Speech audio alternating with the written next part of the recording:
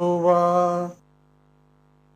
वस्थाङ्गतोऽपि वा यस्मरेत् पुण्डरीकाक्षं सबाह्याभ्यन्तरशुचि आवाहनं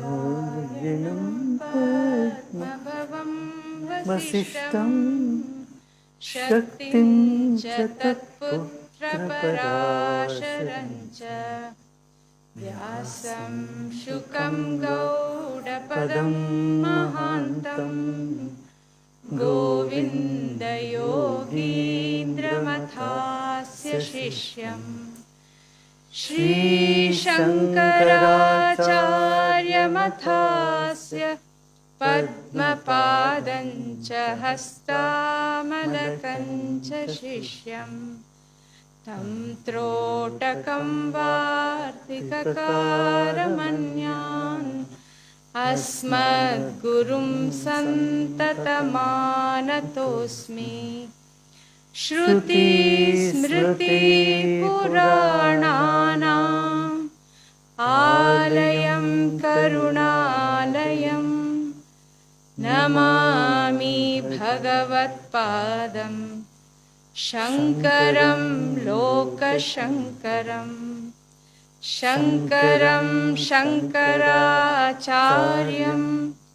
केशवं बादरायणं सूत्रभाष्यकृतौ वन्दे भगवन्तौ पुनः पुनः यद्वारे निखिलानिलिम्पपरिषत् सिद्धिं विधत्ते निशम् श्रीमत्श्रीलसितं जगद्गुरुपदं नत्वात्मतृप्तिं गता लोकाज्ञानपयोदपाटनदुरं श्रीशङ्करं शर्मदं ब्रह्मानन्दसरस्वतीं गुरुवरं ध्यायामि ज्योतिर्मयम् आवाहनं समर्पयामि श्रीगुरुचरणकमलेभ्यो नमः।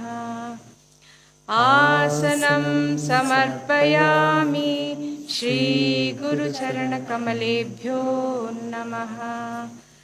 स्नानं समर्पयामि श्रीगुरुचरणकमलेभ्यो नमः। वस्त्रं समर्पयामि श्रीगुरुचरणकमलेभ्यो नमः। चन्दनं समर्पयामि श्रीगुरुचरणकमलेभ्यो नमः। अक्षतां समर्पयामि श्रीगुरुचरणकमलेभ्यो नमः। पुष्पं समर्पयामि श्रीगुरुचरणकमलेभ्यो नमः। धूपं समर्पयामि श्रीगुरुचरणकमलेभ्यो नमः। दीपं समर्पयामि श्रीगुरुचरणकमलेभ्यो नमः। आचमनीयं समर्पयामि श्रीगुरुचरणकमलेभ्यो नमः। नैवेद्यं समर्पयामि श्रीगुरुचरणकमलेभ्यो नमः। आचमनीयं समर्पयामि श्रीगुरुचरणकमलेभ्यो नमः। ताम्बूलं समर्पयामि श्रीगुरुचरणकमलेभ्यो नमः। श्रीफलं समर्पयामि श्रीगुरुचरणकमलेभ्यो नमः। आरार्तिक्यम्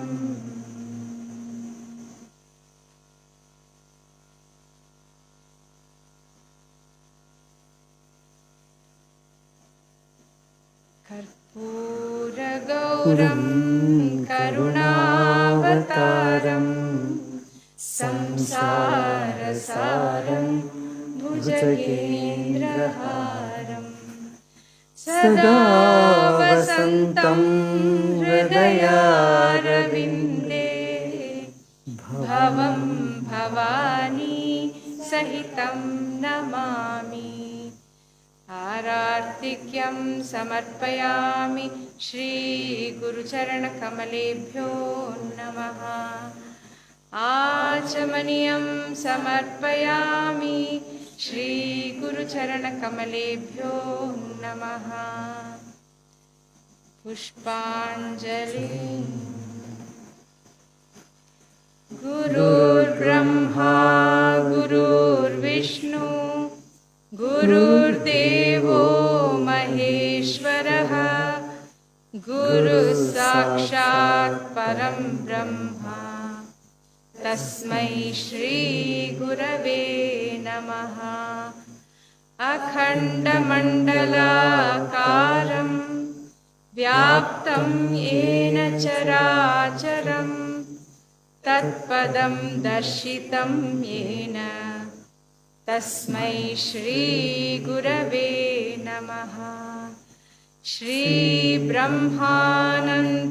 परमसुखदं केवलं ज्ञानमूर्तिं विश्वातीतं गगनसदृशं तत्त्वमस्यादिलक्ष्यम् एकं नित्यं विमलमचलं सर्वधी साक्षिभूतं भावातीतं त्रिगुणसहितं सद्गुरुं तं नमामि।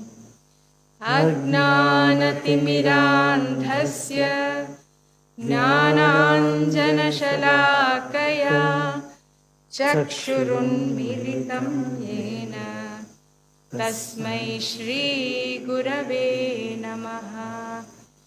पुष्पाञ्जलिं समर्पयामि श्रीगुरुचरणकमलेभ्यो